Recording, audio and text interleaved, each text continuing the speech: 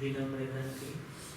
बहुत बार आपने बसेस पे लाइन लिखी हुई पड़ी होगी, परे पंडार साहिब दे तू नीवा होके लुट। मीनिंग क्या है उसका? आप कुछ भी सीखना चाहते हो, ग्रहण करना चाहते हो, तो आपको झुकना पड़ेगा। और कहते हैं झुकता वही है जिसने कुछ जान है। फ्लेक्सिबिलिटी किसमें होती है?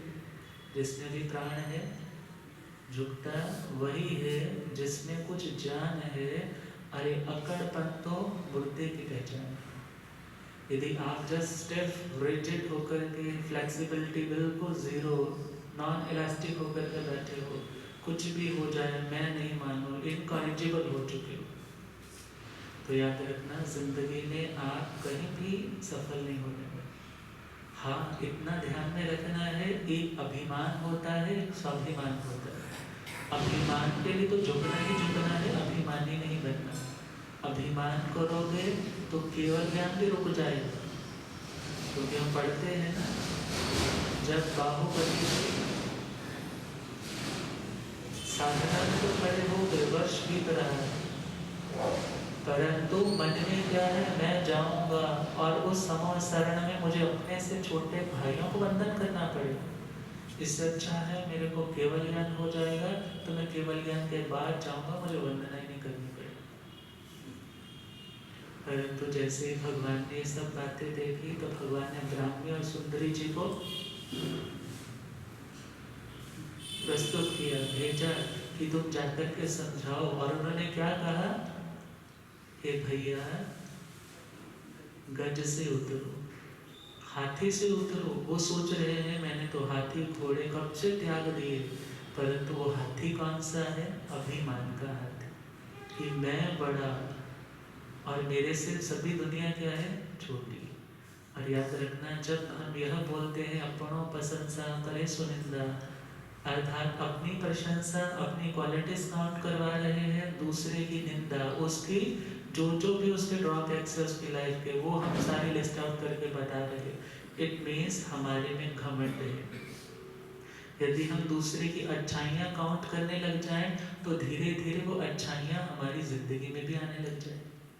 याद रखना, हम जैसा बोलते हैं, जैसा देखते हैं, जैसा सुनते हैं, वैसा हम चिंतन करते हैं। और जैसा हम चिंतन करते हैं, 1, 2, 10, 50 बार किया, और फिर वैसा हम खुद बोलने लग जाते हैं, फिर वैसा हम स्वयं करने लग जाते हैं। और जैसा हम करते हैं 1, 2, 50, 100 बार, repeated actions make a habit. वो कार्य आपने बार बार किया, वो आपकी हैबिट में मशगूल हो गया, हैबिट बन गई, आदत बन गई, नेचर बन गई, और वही नेचर आपकी आइडेंटिटी, आपकी पहचान, आपका करेक्टर बन जाती है। इसलिए क्या कहा? कुछ भी मिले, बोलते हैं ना, अच्छा मिले तो भी धन्यवाद, बुरा मिले तो भी धन्यवाद। बुरा है तो कोई मेरी कमी होगी, अच्छा है तो गुरुओं की कृपा होगी। ये भावना देखा जाए किस लिए? कि हमारे में अभिमान ना पड़े। योग्यता है, उसके लिए खुद को शाबाशी देना या खुद को पॉजिटिव रखना गलत बात नहीं है, मगर ओवर कॉन्फिडेंट होकर के दूसरे का तिरस्कार करते चले जाना, खुद को बड़ा ही बड़ा आंकते जाना, ये व्यक्ति की डिग्रेडेशन का, पतन का कारण बन जाता है। तो यदि आज मनुष्य है तो किसकी बदौलत? विनम्रता की बदौलत। यदि आगे भी मनुष्य बनना चाहते हो तो कैसे बनना होगा? ये जरूरी नहीं है 84 लाख जीवा योनि में घूम करके फिर आप मनुष्य बनो। रेगुलर टर्म्स में यदि मनुष्य बनता रहे तो 8 बार रेगुलर मनुष्य का जन्म आ सकता है। और यदि पाप कर्म में लिप्त हो तो 84 लाख तो क्या, अनंत काल भी बीत जाए, अनंत योनियों में भी वो जाए, तो भी शायद मनुष्य गति नसीब नहीं हो पाए। परंतु इसलिए क्या कहा? विनम्रता को स्वीकार। तीसरा कारण है, जो व्यक्ति सानुक्रोश, अनुक्रोश बोलते हैं दया को, मर्सी को, पिटी को, काइंडनेस को। और सानुक्रोश का मतलब है अनुक्रोश के साथ, दयालुता के साथ, अर्थात जिसका हृदय दया से भरपूर है, जिसका हृदय करुणा से भरपूर है, जिसका हृदय मक्खन पत्थर के समान दूसरे के दुख को देखते सारे ही पिघल जाता है और अपने पास जो बन पड़ता है करने को तैयार हो जाता है। ये किसका लक्षण है? मनुष्य का लक्षण है। और याद रखो, पशुओं में भी कभी देखो तो कितनी उनमें करुणा होती। वे अपने बच्चे के लिए या दूसरे छोटे छोटे बच्चों के लिए, बहुत बार न्यूज़पेपर में आप पढ़ते होंगे कि उसने उसको पकड़ा तो एक उस शावक ने, और वो वल्चर था, उठा कर के ले जा रहा था, मगर दूसरे ने उस बच्चे को बचा लिया। मीन्स दूसरे को सेव करना, दूसरे की सुरक्षा करना बिना करुणा के नहीं होता। और करुणा मनुष्य का अपना स्वाभाविक गुण है। आज मनुष्य बना है तो करुणा की बदौलत। मेघरथ राजा का हम कितनी बार सुनते हैं, भगवान शांतिनाथ जी के पूरा भव में जाते हैं, वो कबूतर का रूप लेकर के एक देवता है और दूसरा बाज का रूप लेकर के आया है, और वो क्या बोल रहा है, ये मेरा शिकार है, आप इसे छोड़ दो। मगर मेघरथ राजा ने क्या कहा, जो शरणागत है, जो मेरी शरण में आया है, मैं उसके प्राणों का घात अपनी नजरों के सामने कैसे देख सकता हूँ? तुम्हें जितना चाहिए मांस तुम मेरा ले लो। और जैसे ये बात बोली है और उसके बाद तराजू मंगवाई, काट काट करके, कभी पैर का अंगूठा काटा, फिर टांग काटी, जांघ काटी, फिर भी कुछ नहीं बन रहा। वो पलड़ा अभी भी उसका भारी। फिर खुद स्वयं सर्वस्व अर्पण कर दिया, और फिर जैसे ही क्रिया देखी उसी समय वो देव के रूप में प्रकट होकर के उनका धन्यवाद भी देने लगे और उनका सर्व अंगोपांग, सारा शरीर दोबारा से स्वस्थ कर दिया। मगर ये दया, ये करुणा कितनी कितनी गहरी। गुरुदेव सुनाया करते हैं, एक आदमी एक बार काशी से अध्ययन करके लौटे। सर्दियों के दिन थे, घर वाले ने पानी गर्म करके रख दिया एक जगह पे। आजकल की तरह बड़े बड़े वॉशरूम्स तो नहीं थे, बड़े बड़े उनके बाथरूम्स भी नहीं थे, और उसने किनारे पर एक मिट्टी की जगह है वहाँ पर रख दिया। मगर थोड़ी ही देर में उसकी क्या नज़र पड़ी, अरे वहाँ पर तो कीड़ियों का भवन है, बहुत छोटी छोटी कीड़ियाँ चल रही है, भी पानी गिरेंगे और कितनी चींटियाँ एक बार में पानी के साथ बह जाएंगी, पता नहीं उनके लिए तो यही सुनामी बन जाएंगी। और उसने क्या किया, वहाँ से उठाया दूसरी जगह शिफ्ट कर दिया। घर वाला आया और उसने क्या देखा, पानी वहाँ पड़ा था, यहाँ कहाँ से आ गया, उसने फिर उठाया वहाँ रख दिया। अब घर वाले से पूछने लगा, यहाँ पानी पड़ा था, यहाँ किसने उठाया? कहने लगी, जी मैंने उठाया। क्यों उठाया? कहने लगी, वहाँ तो कीड़ियों का भवन है। अब पत्नी कह रही है कि मैंने तो दया के भावों से वहाँ उठाया, परंतु आपने दोबारा से वहाँ क्यों रखा? पत्नी का प्रश्न है, आपने दोबारा से वहाँ क्यों रखा? कहने लगा, जी मुझे वही स्थान पसंद है। कहने लगी, इतनी चींटियाँ मर जाएंगी। कहने लगा, मैंने ठेका थोड़े ले रखा है, ये उनकी गलती है, वो वहाँ पर क्यों आई है? अब पत्नी ने क्या बोला, खाक पड़ी आपकी इस अध्ययन पर, आपकी विद्या पर। यदि आपके मन में इतनी भी अनुक्रोशता का भाव नहीं, दया का भाव नहीं, जहाँ बचाया जा सकता है वहाँ भी बचाने की भावना है। और क्या कहने लगी, आपने इतना कुछ तो पढ़ा मगर दया का पाठ नहीं पढ़ा। वो तो चलता फिरता त्रस्त प्राणी आपको दिख भी रहा है, आप बचा भी सकते हो, फिर भी अपनी जिद के कारण। और जैसे ही बात क्लिक की तो उसको रियलाइज हुआ कि मैं गलत हूँ। अर्थात जिनमें दया है, बोलते हैं ना, where mercy, love and pity dwell, there God is dwelling too. परमात्मा कहाँ है? बोले जहाँ मर्सी, जहाँ पर भीतर करुणा है, लव मीन्स प्रेम है, जहाँ पर मैत्री का भाव है सबके प्रति, और पिटी, पिटी का मतलब भी दया का भाव है। जो दीन को, जो अभावग्रस्त है, जिसके पास कोई दुख तंग दस्ती है, उसके दुख को देख कर जो पिघल जाता है और वह अपना सर्वस्व भी न्यौछावर करने को तैयार हो जाता है, वह व्यक्ति दयालु। सिर्फ सिनेमा हॉल्स में, मूवीज में एक्टर एक्ट्रेस का वो सेपरेशन हुई, रोने लग पड़ते हैं उसको देख करके, उसकी बहू ने ऐसा बोल दिया, देखो उस सीरियल में कैसा चल रहा है। आर्टिफिशियल आंसू तो आ ही जाते, मगर वास्तविक जीवन में किसी की करुणा कारुणिक दशा को देख करके आप हेल्पफुल बनते हो, उसके दुख को दूर करने के लिए प्रयासरत होते हो, तो ध्यान देना मनुष्य गति में दोबारा जाने के लिए आपने डिपॉजिट करना शुरू कर दिया। और मनुष्य गति ही एक ऐसा स्थान है जिसके लिए बोलते हैं देवता भी तरसते हैं। क्यों?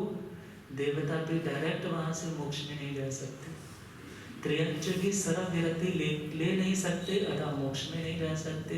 नरकों में तो दुख ही दुख है, वहां पर तो कहाँ मन में आता है कि मैं सरल विरति देश विरति लूँ, सम्यक दृष्टि बना रह सकता है, मगर नियम पंचखांड कहाँ रहेगा। और जब तक नियम पंचखांड नहीं, तब तक संवर और निर्जरा के माध्यम से कर्मों का क्षय भी कहाँ से हो गए। तो तीसरा पॉइंट है दयालुता। जो लोग दया से युक्त होते हैं वे लोग मनुष्य बनने के अधिकारी। लोग कहते हैं कि जी आजकल तो कसाई खाने बहुत हैं, लोग तो नॉनवेज बहुत खाते हैं, फिर इनका क्या होगा, जनसंख्या तो इतनी बढ़ रही है। तो ध्यान देना, चिंता की कोई आवश्यकता नहीं, नरक में बहुत बड़ी जगह है। त्रियंच गति में भी वनस्पति के संसार में अनंत वनस्पति में आ जाते हैं जी, एक छोटे से आलू प्याज में। अब देखा जाए निगोद में भी अनंत जीव आ जाते हैं। आप परेशान मत हो, वहां भी आप काम निर्जरा करते करते आगे बढ़ने वाले बहुत बैठे, जो वेटिंग में है कि कब हमारे वो कर्म कुछ कम होंगे, हल्के होंगे, और हम आने वाले समय में कोई पूरा भव का पाप कर्म उदय में आज प्रगाढ़ था, आज इस गति में आ गए, मगर हमें भी मनुष्य गति नसीब हो जाए। अब यह तो प्लेटफॉर्म है, कोई कमा लेता है, कोई गवा देता है। अब चौथा कारण है अमत्सरता, अमच्छरिया है। मत्सरता का मतलब है ईर्ष्या, और अमत्सरता का मतलब है जेलसी नहीं, जेलसी फैक्टर ही नहीं। अर्थात कोई बढ़ रहा है, कोई प्रोग्रेस कर रहा है, किसी की प्रशंसा, सम्मान, प्रशस्तियाँ गाई जा रही है, एप्रिसिएशन उसे मिल रही है, फिर भी मन में क्या सोचता है, अरे उसकी क्वालिटी है ना, मुझे जल करके अपने आत्मिक आनंद को क्यों दूषित करना। उसके अंदर योग्यता है, योग्यता का सम्मान तो होना ही चाहिए। और हाँ, यदि उसके अंदर योग्यता नहीं है, फिर भी वह दूसरों के हक की प्रशंसा अपने खाते में करवा रहा है, तो याद रखना वह व्यक्ति भी चोर है। और चोर व्यक्ति कभी भी शांत नहीं रहता। आज जो चुराया है कल देना पड़ेगा। आने वाले भव में आप मेहनत बहुत करोगे, अच्छा काम बहुत करोगे, मगर जितना भी सम्मान वाला शेयर होगा वो किसी दूसरे की झोली में चला जाएगा। वो कहेगा मैंने इतना काम किया, मैं इतना डिजर्व करता हूँ, मुझे क्यों नहीं पूछा। उसका कारण है उस व्यक्ति ने पहले ही खा रखा है। और ध्यान रखना, जो व्यक्ति ईर्ष्या से मुक्त है या ईर्ष्या से मुक्त होने के लिए प्रयास करता है, वह व्यक्ति अपने हृदय को मनुष्य गति में पुनः पहुंचाने के लिए योग्य बना लेता है। और जिनके अंदर छल कपट की भावना है, खुद के अंदर योग्यता नहीं, मेहनत करके राजी नहीं, मात्र दूसरा क्यों पढ़ रहा है और उसको नीचे कैसे गिराना है, नींबू मिर्ची ले लेंगे, मेथे लेकर के उसकी दुकान के आगे रख देंगे, सिंदूर रख देंगे, कभी कुछ पाठ कर देंगे, कभी क्या कर देंगे। सारी बातें किसके लिए? असहनशील हो रही, दूसरे की प्रगति बर्दाश्त नहीं हो रही। मगर याद रखना, जो ऐसा कर रहा है आने वाला भविष्य उसका बहुत अंधकार है। तिल तिल करके प्राण निकलते हैं ऐसे लोगों के, और आने वाले भव में भी उनकी कोई अच्छी गति नहीं है, और आने वाला संसार भी बहुत दीर्घ हो जाता है। जन्म मरण की परंपरा श्रृंखला भी बहुत बढ़ जाती है, और हमारा आत्मिक आनंद तो स्वतः ही चला जाता है। आप कुछ भी करोगे अंदर से शांति नहीं पड़ेगी, मगर जब आप स्वयं मेहनत करने की ठानोगे, उसने मेहनत की, उसके पूर्व का पुण्य का भी संयोग है, आज का पुरुषार्थ भी है, इसलिए वो आगे बढ़ रहा है। मुझे उससे सीख लेनी चाहिए कि वो जिस तरह से बढ़ रहा है मैं भी वैसे। बहुत बार पैदल चलते हैं ना बिहार में, ट्रक्स के पीछे लिखा लिखा, कभी खड़े हैं ट्रक पानी पीने के लिए, हम भी रुके हैं, नजर चली जाती है। वहाँ पर क्या लिखा होता है? सड़ो नहीं रीस करो, पढ़ा होगा? सड़ो नहीं रीस करो मीन्स आप वैसी योग्यता प्राप्त करने के लिए अभ्यास करो। रीस मतलब उस क्वालिटी को खुद में इम्बाइब करने के लिए, एक्सेप्ट करने के लिए, उसको खुद में उतारने के लिए मेहनत करो, मगर जलो नहीं। और बोलते हैं ना, यदि दूध भी जलने लग जाए तो स्मेल कैसी होती है? स्मेल आने लग जाती है ना। और यदि आप भीतर से जल रहे हो तो आपकी वाइब्रेशंस भी अच्छी नहीं चल रही, जुबान से कुछ भी नहीं बोल रहे, मगर भीतर से जल रहे हो, आपका ऑरा ही ऐसा बन जाएगा कि सामने वाला आपको पसंद ही नहीं करेगा। और फिर आप कहोगे जुबान से, मैं तो तेरे लिए इतना अच्छा बोलता हूँ, तेरे लिए इतना अच्छा सोचता हूँ, फिर तू मेरे साथ आड़ता क्यों नहीं, बैठता क्यों नहीं, मेरे से बातचीत क्यों नहीं करता? उसका सीधा सा रीज़न है, आप भीतर से जल रहे हो। और जलन की जो स्मेल है सामने वाले को सफोकेशन में डाल देती है। सामने वाला खुद को उस रीजन में आकर के सेफ या हैप्पी फील नहीं करता। और आप जितने फ्रेश रहोगे, जितने ज़्यादा दूसरों के लिए अच्छा ही अच्छा सोचोगे, तो ध्यान रखना दूसरे का अच्छा सोचने में भी हमारा ही अच्छा हो रहा है। और यदि हम दूसरे का बुरा सोच रहे हैं, बुरा उसका तो अपने कर्म से हो रहा है, मगर किसका बुरा हो रहा है? अरे आप अंगारा उठा करके किसी पर फेंकना चाहते हो तो उसके ऊपर गिरे ना गिरे वो तो उसकी अपनी व्यवस्था है, मगर हाथ तो हमारा। इसलिए बोला जलो नहीं, अर्थात सत्वेश मैत्री गुणेशु प्रमोद। दुनिया के जितने भी लोग हैं सभी के प्रति मैत्री का भाव। और दूसरा पॉइंट क्या बताया? सत्वेश मैत्री गुणेशु प्रमोदम, जिनमें गुण है, क्वालिटी है, कोई कैपेबिलिटी है, योग्यता है, और वह व्यक्ति आदरणीय, प्रशंसनीय, अनुमोदनीय है, एप्रिसिएशन मिलनी चाहिए उसे, तो हम भी जरूर उसकी एप्रिसिएशन करें। उससे क्या है, हमारे अंतराय ढीले पड़ेंगे। हमारे वो कर्म जिनके कारण हमारे में योग्यता का विकास नहीं हो पा रहा, वो प्रतिबंधक कर्म मीन्स जो हमारी उस विकास को रोकने वाले, हिंड्रेंसेस डालने वाले कर्म है, वो ऑब्स्टेकल्स क्लियर होने लग जाते हैं। जस्ट किसके द्वारा? आप यदि किसी की अच्छी बात के लिए उसका गौरव गान भी करते हो, उसको अप्रिशिएट करते हो, आपके अंदर, खुद के अंदर भी वो चीज़ प्राप्त करने की भावना भी जागने लग जाती है। सामने वाले के मन में आपके प्रति आदर भी आने लग जाता है, अपनत्व भी आने लग जाता है। अरे देखो, भले दुनिया के लोग कुछ भी बोले, मगर इसने हमेशा मेरे को हौसला दिया। यदि मैं हारने भी लगा तो भी हौसला दिया, और यदि जीतने भी लगा तो भी मुझे अवेयर किया कि कभी मदहोश नहीं होना, अभी मंजिलें बहुत दूर है, और मेहनत करते रहो। अर्थात यदि ऐसे भाव है तो वह व्यक्ति पुनः मनुष्य बन सकता है। यदि ईर्ष्या में जलने लग पड़े, ईर्ष्या में तो जली थी ना गज सुकुमार जी के पूर्व में जो जीव था, किस बात की ईर्ष्या थी? मेरे औलाद नहीं, मेरे संतान नहीं, और मेरे सौतन के संतान है, इसको सभी पूछते हैं। और उस बच्चे के प्रति अब खार खाने लग पड़े। गुरुदेव पधारे, हो रब मेरा सतगुरु बन के आया, भैया इधर आइयो, इधर आइयो।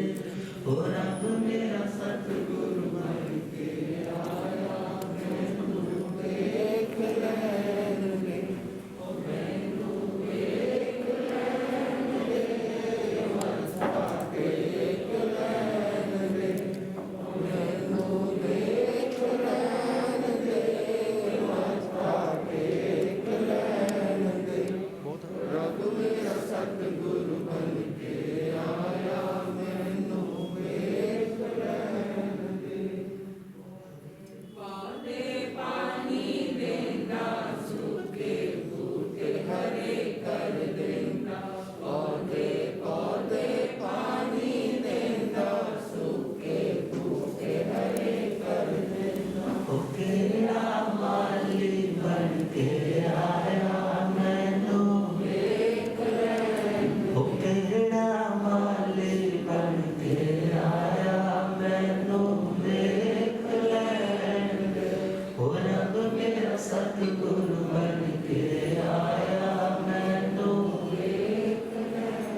आगम ज्ञाता आगम पुरुष जय शास्त्र तनय हिमाचल केसरी उपाध्याय भगवंत श्रद्धे गुरुदेव श्री जितेंद्र मुनि जी महाराज की जय। पंकज सुकुमार जी, आज उनके सिर के ऊपर हम देखते हैं पाल बना करके सौमिल ब्राह्मण ने जलती हुई चिता में से अंगारे उठा उठा करके रख दी, मगर वो कर्म कौन सा था? ईर्ष्या के कारण ही तो बांधा था। उस ईर्ष्या के कारण व्यक्ति उचित अनुचित का विवेक नहीं कर पाता। क्या अच्छा है मेरे भविष्य के लिए, क्या बुरा है, डिस्क्रिमिनेट ही नहीं कर पाता और गलत को भी करने के लिए तैयार हो जाता है। और उस बच्चे के सिर पर जो गरम गरम पूड़ा बांधा था, पूड़ा बंधवा दिया उसको बोल करके, बच्चा रो रहा है तो इसके सिर पर ये पूड़ा बांध दो, ये ठीक हो जाएगा। पहले थोड़ा रोएगा, मगर वो बेचारी भूली थी और कर्म का संयोग ही ऐसा बना कि उसने वैसा ही कर दिया। वो बच्चा तड़प तड़प करके मर गया। और वो कर्म आज कहाँ पर उदय में आया? गज सुकुमार जी के रूप में, उनके भव। और ध्यान रखना, ईर्ष्या के कारण व्यक्ति ऐसे ऐसे घोर अनर्थ कर बैठता है जिसके कारण उसका भावी भविष्य फ्यूचर बहुत बहुत डार्क हो जाता है, अंधकारमय हो जाता है। इसलिए भगवान कह रहे हैं अपने लाभ में संतुष्ट रहे।